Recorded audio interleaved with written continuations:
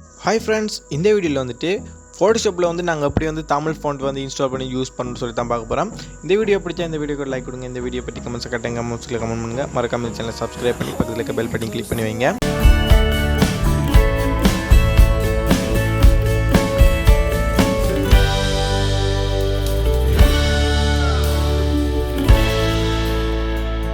Okay friends, ஃபர்ஸ்ட்டில் வந்துட்டு நாங்கள் ஒரு அப்ளிகேஷன் டெவலப் பண்ண வேண்டியிருக்கும். அது வந்து எந்த ஒரு டூல் அப்ளிகேஷனும் இல்லை. அதுக்குள்ளே வந்துட்டு தான் நாங்கள் வந்து தேவையான ஃபண்ட் எல்லாமே இருக்கும். அதுக்கான லிங்க் வந்து நான் டிஸ்கிரிப்ஷனில் கொடுக்குறேன். ஃபர்ஸ்ட்டில் இருக்குது, நீங்கள் கிளிக் பண்ணி டவுன்லோட் பண்ணிக்கொள்ளுங்க.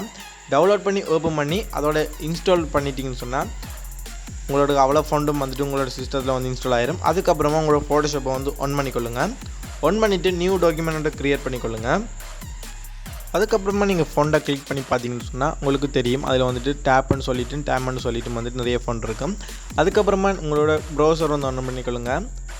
அதில் வந்துட்டு கூகுள் இம்புல் டூடான்னு சொல்லிட்டு இருக்கும். அதை வந்து கிளிக் பண்ணி ஓப்பன் பண்ணிக்கொள்ளுங்க.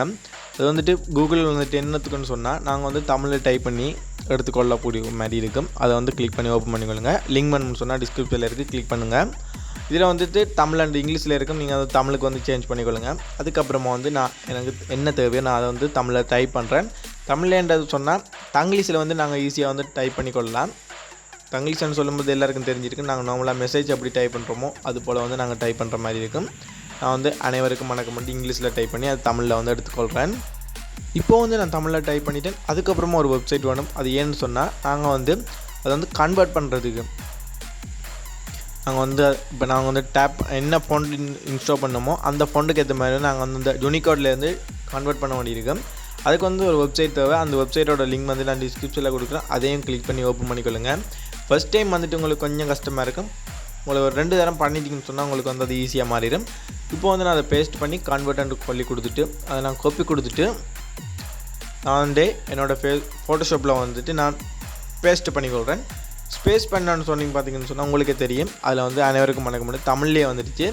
இப்போ வந்துட்டு அதில் இருக்கிற 250 ஃபோனில் நீங்கள் உங்களுக்கு என்ன ஃபோன் பிடிச்சிருக்கோ நீங்கள் அந்த ஸ்டைலில் வந்துட்டு மாற்றிக்கொள்ளலாம். நான் இப்போ வந்து உங்களுக்கு தெரியணுன்றதுக்கான கொஞ்சம் ஜூம் பண்ணுறேன்.